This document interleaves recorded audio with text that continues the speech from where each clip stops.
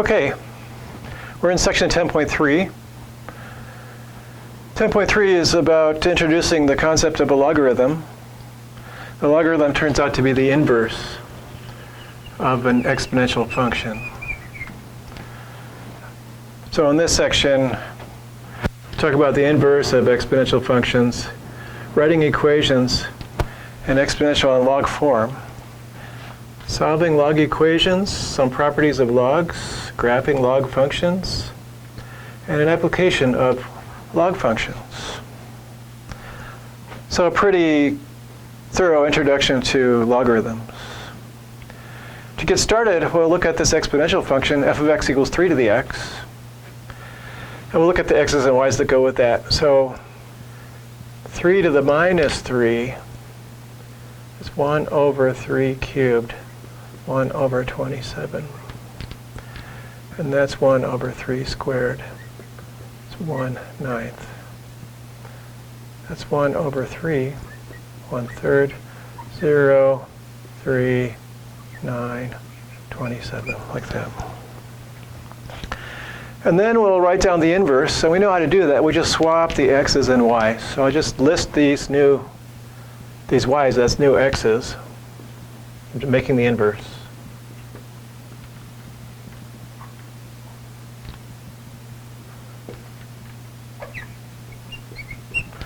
And then across from that, I'll put the ones that were over here. -3, -2, -1. Uh-oh, there should be 1 here. It's a good thing I found that out.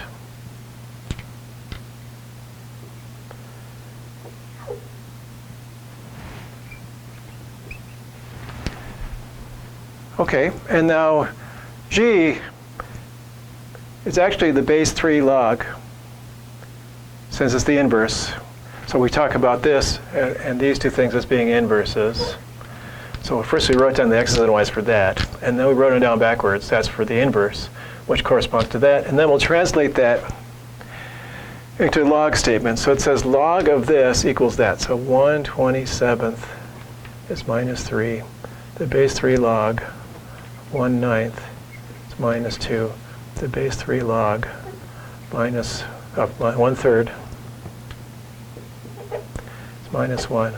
The base 3 log of 1 is 0. The base 3 log of 3 is 1. The base 3 log of 9 is 2.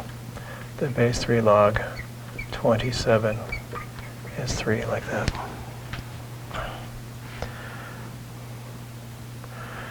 So looking at those statements, you see that the answer to the log question is the exponent you put on this number to get that number. So the log tells me the needed exponent. The base 3 log 1/27 is the needed exponent you have to put on 3 to get 1/27, which is -3.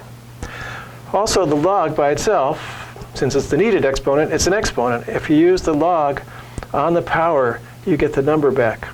So that's the inverse function relationship, that if you take the log and you compose it with the exponential function, you get the number back. We'll see more of that as we go along. This is just the introduction. Logarithms are just exponents.